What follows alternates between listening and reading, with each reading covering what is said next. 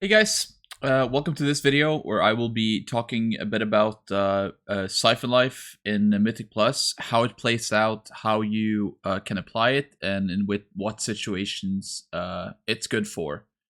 Um, Basically, over the last couple of months, most really high-end M plus Warlocks have been starting to run pretty much full single target talents with Haunt, PS, and Siphon Life for Mythic Plus, even in heavy multi-target scenarios. The reason for this can be pretty much summed up in the fact that a Seed of Corruption, which is what you would cast instead of the additional Malefic Rapture that you get from Absolute Corruption, pretty much does the same damage as a Rapture will do with 2 dots, which is going to be your Corruption and your Agony. So if you play Absolute Corruption and then put up Corruption and Agony on all your targets, that is going to do the same damage as if you just press Seed of Corruption and let it detonate. So that is the one reason for it. The second reason for it is that it does substantially more single target and priority target damage. Basically anything that is 1 to 4 targets is going to be increased by playing Siphon Life. The way to apply this in actual gameplay is you're kind of balancing, kind of dancing with a couple of variables. You have your shards, which is the one variable. You have the dot timers, especially of your agonies and corruption. And then you have like how many targets there are. So you're kind of like balancing all of these things out. And it plays out a little bit like this. Like you will always seed to refresh your corruption on a target. Then when it detonates, you don't really need to rush anything. I can apply Siphon Life without overcapping my shards. I cast a Seed of Corruption to refresh, and I just try to keep all my dots on every target, basically. Your Siphon Lives will fall when you play like this, but it's not that big of a deal. You're gonna see here that I'm able to go into another set of a couple of Raptures here in a bit, where I have all dots on the target, which is extremely powerful, obviously.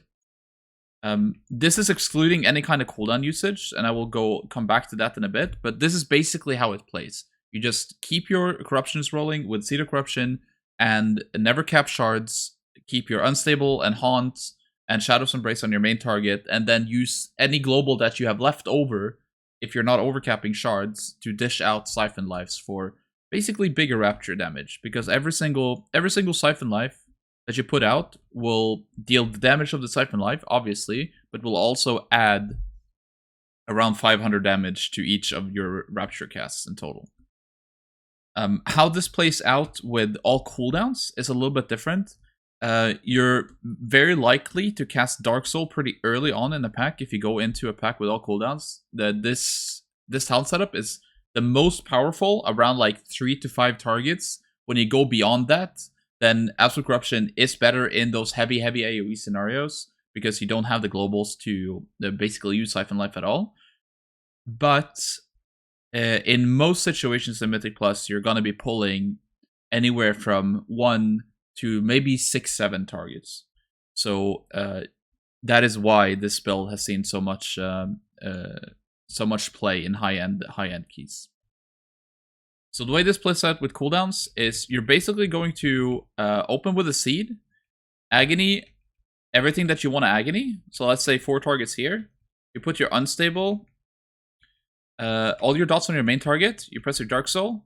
You dot every single target with Siphon Life. You extend everything with your Soul Rot and PS, and then you go ham.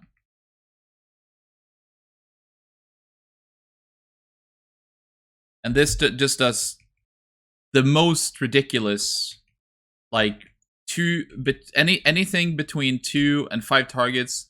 Like mages are not, even fire mages are not gonna touch your damage. Like when you're done with your cooldowns, you're going to be doing more damage on like 3-4 targets than a fire mage with combustion. Obviously, your cooldowns are sitting on 3 minutes. while a mage is around 1 minute with combustion. But again, it's very, very powerful, and you're still able to do significant damage outside of cooldowns with this build.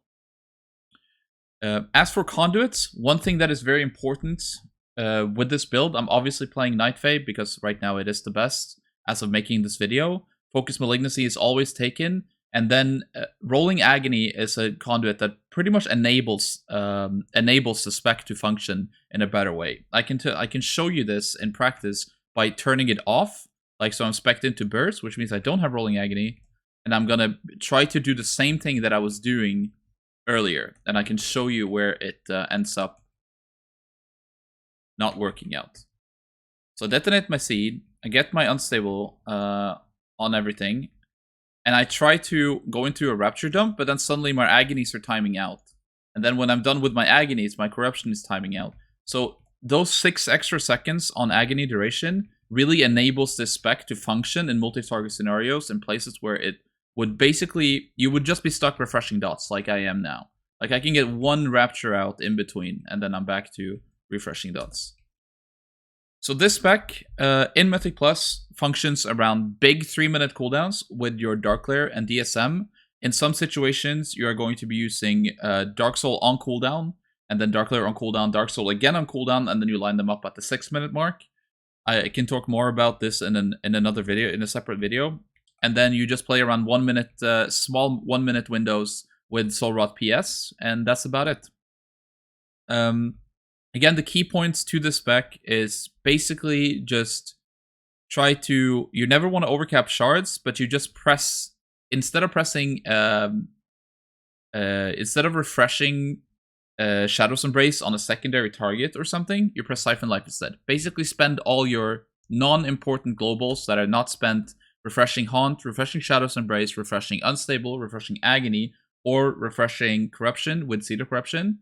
When you're done with all of that, you just press, oh, I have another button that I can press that makes my Rapture do more damage. That, in addition to obviously being a huge single target gain, which is very important in this season with Prideful being an important affix, especially on high keys, makes this very powerful. It's worth noting that this spec doesn't really come online until a bit higher keys. I would say probably around like the 15 plus range. So this is more for the Warlocks out there who are wanting to get into a bit higher keys than just the weekly 15s. Anyway, if you have any questions, feel free to contact me on stream or Discord or leave a comment, and I'll see you guys in the next one. Peace out.